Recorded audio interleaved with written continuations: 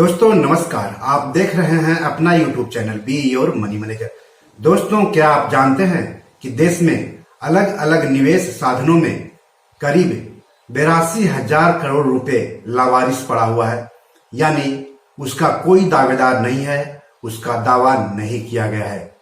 इन निवेश साधनों में प्रोविडेंट फंड है जिसमें करीब 26,500 करोड़ रुपए बेकार पड़े हैं, बैंक एफडी है, आरडी है जिसमें कि 18,381 करोड़ रुपए लावारिस पड़े हैं, म्यूचुअल फंड के निष्क्रिय अकाउंट है जिसे कि तकनीकी भाषा में फोलियो कहा जाता है, उसमें 17,880 करोड़ रुपए लावारिस पड़ा हुआ है। बीमा कंपनियों के पास 15,167 करोड़ रुपए बेकार पड़ा हुआ है। स्टॉक डिविडेंड के रूप में अलग अलग खाते में 4,100 करोड़ रुपए का कोई दावेदार नहीं है। जानते हैं ये सब पैसे किसके हैं? ये सब पैसे हमारे हैं, आपके हैं और उन निवेशकों के हैं जिन्होंने इन निवेश साधनों में पैसे लगाकर पैसा निकालना भूल गए हैं, या फिर उन्होंने अपने नॉमिनी को इसके बारे में बताना भूल गए हैं, अपने कानूनी वारिस को इसके बारे में बताना भूल गए हैं और वो अब इस दुनिया में नहीं है। तो अगर आप भी इन सब जगहों में कहीं पर पैसे लगाया है और मैच्योर हो चुका है तो वो पैसे को निकाल लीजिए। लेकिन सवाल है कि क्लेम कैसे करेंगे, तो इस एपिसोड में हम इन सारी बातों को बताएंगे। लेकिन उससे पहले अगर आपने अभी तक इस यूट्यूब चैनल को सब्सक्राइब नहीं किया है तो जल्दी से इस यूट्यूब चैनल को सब्सक्राइब करें और साथ ही साथ अपने दोस्तों, रिश्तेदारों, जान पहचान वालों से भी इसे सब्सक्राइब करने के लिए कहें, शेयर करने के लिए कहें और सवाल पूछने के लिए कहें, क्योंकि इस यूट्यूब चैनल के जरिए आपके पैसों से जुड़े हुए हर सवालों के जवाब दिए जाते हैं। तो चलिए आगे बढ़ते हैं।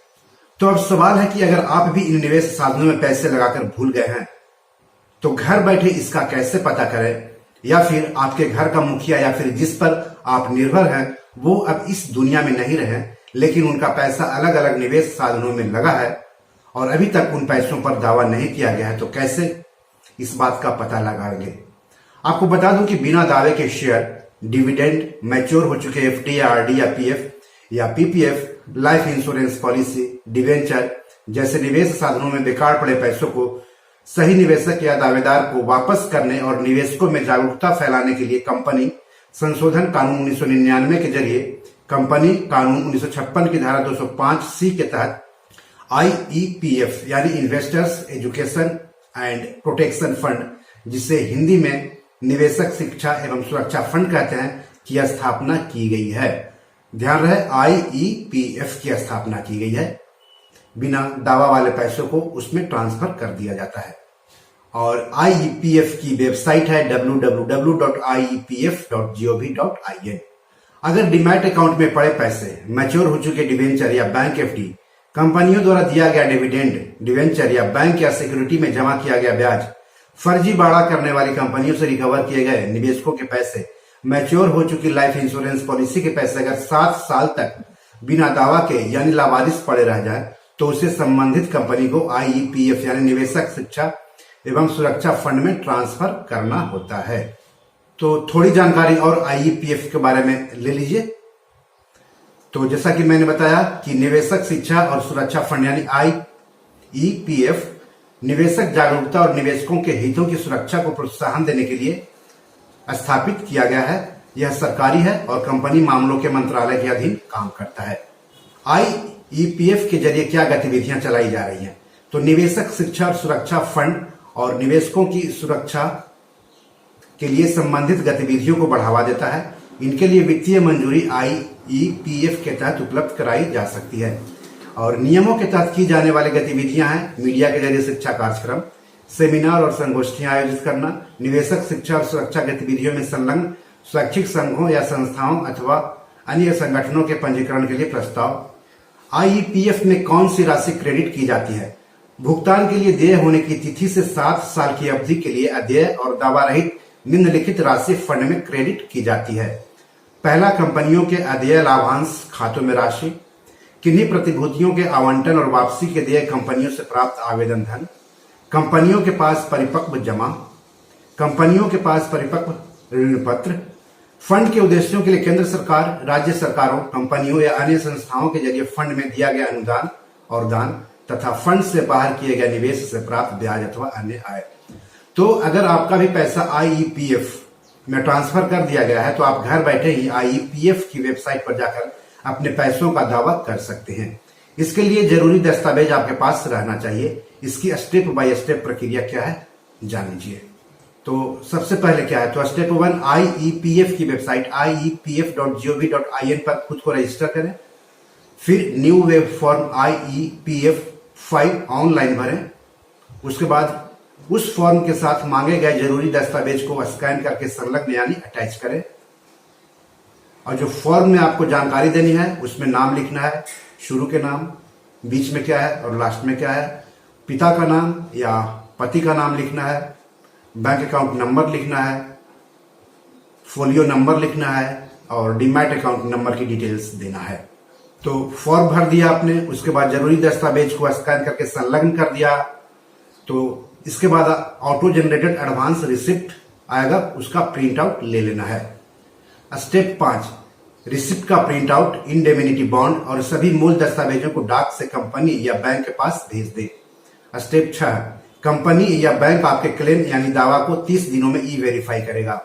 स्टेप 7, वेरिफिकेशन रिपोर्ट के आधार पर IEPFA यानी investor education and protection fund authority, जिसका की वेबसाइट है iepfportal.in, आपके शेयर्स और राशि आपको वापस करेगा। अगर सब कुछ ठीक ठाक रहा तो आपके अकाउंट में पैसा ट्रांसफर किया जाएगा, लेकिन ध्यान रहे आपका बैंक खाता आपके आधार से जुड़ा हुआ होना चाहिए, ये कंडीशन है। एक बात और ध्यान रखिएगा कि IEPF फॉर्म 5 भरते समय सभी जरूरी दस्तावेज आपके पास होने चाहिए। जमा करने में देरी होने पर आपका ई फॉर्म क्लेम रिजेक्ट किया जा सकता है। IEPF 5 फॉर्म भरते समय pan details, valid email ID, active mobile number, demat account details ये शेयर के लिए है।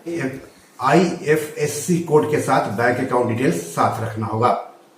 इसके लिए कोई फीस नहीं देनी पड़ेगी। किसी क्लेम करने की ऑनलाइन प्रक्रिया आसान है। किसी दलाल के चक्कर में पड़कर पैसे बर्बाद मत करें।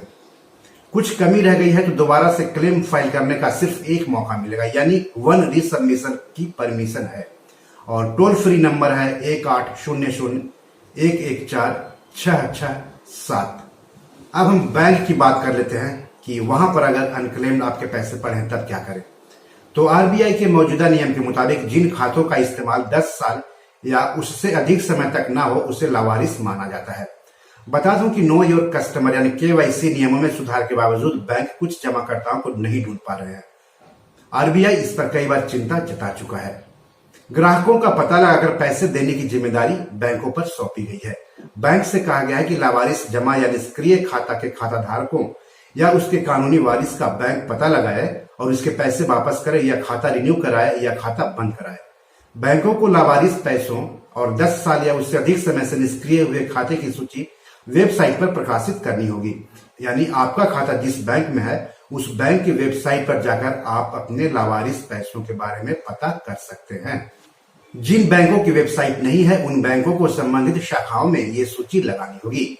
इन सूची में खाता धारक या खाता धारकों के नाम, उनके पते, लावारिस रकम की जानकारी देनी होगी। खाता संख्या और खाता के प्रकार की जानकारी देनी होगी कि वो सेविंग्स अकाउंट है या करंट अकाउंट है या FD अकाउंट है या फिर RD अकाउंट है। वेबसाइट पर लिस्ट प्रकाशित करने वाले बैंकों को फाइंड का विकल्प भी देना होगा ताकि वास्तविक खाता धारक या वास्तविक किसी खाता का कानूनी वारिस पैसे निकाल सके या फिर उचित कार्रवाई कर सके। मासिक आधार पर बैंकों को ये लिस्ट अपडेट करनी होगी। जिस खाते का कोई वारिस मिल जाए उसका नाम लिस्ट से हटाना पड़ेगा। 10 साल या उससे अधिक लावारिस हो जाए या निष्क्रिय रहे तो उसका पैसा investors education and awareness fund यानी IEPF में ट्रांसफर करना होगा बैंकों को। तो दोस्तों आपने देखा 82,000 करोड़ रुपए लावारिस पड़ा हुआ है अलग अलग निवेश साधनों में। तो अगर आप भी कहीं पर पैसे लगाते हैं, किसी स्कीम में पैसा लगा हुआ है तो नॉमिनी जरूर बनाएं और साथ ही साथ अपने नॉमिनी या कानूनी वारिस को उन पैसों के बारे में जानकारी भी दे दें कि किन किन स्कीमों में कितना कितना पैसा लगा हुआ है। साथ ही साथ अगर आप पैसा लगाते हैं तो मैच्योरिटी का ध्यान रखें कि कब आपका पैसा मैच्योर हो रहा है और मैच्योरिटी के बाद उस पैसे को निकाल लें, नहीं तो यूं ही बेकार पड़े रहने से कोई फायदा नहीं है। क्योंकि पैसा आपका है, पैसा आप मेहनत से कमाते हैं, और एक एक पैसा बचा करके निवेश साधनों में पैसे लगाते हैं, ताकि आने वाले दिनों में आप और आपकी फैमिली बेहतर जिंदगी जी सके, आरामदायक जिंदगी जी सके और अपनी हर इच्छाओं को पूरा कर सके। तो पैसे को यूं ही यहाँ वहां मत रहने दीजिए, मैच्योरिटी के बाद निकाल दीजिए और साथ ही साथ अपनी नॉमिनी और अपने कानूनी वारिस को भी इस बारे में जानकारी दे दे। तो बी योर मनी मैनेजर में आज इतना ही। नमस्कार।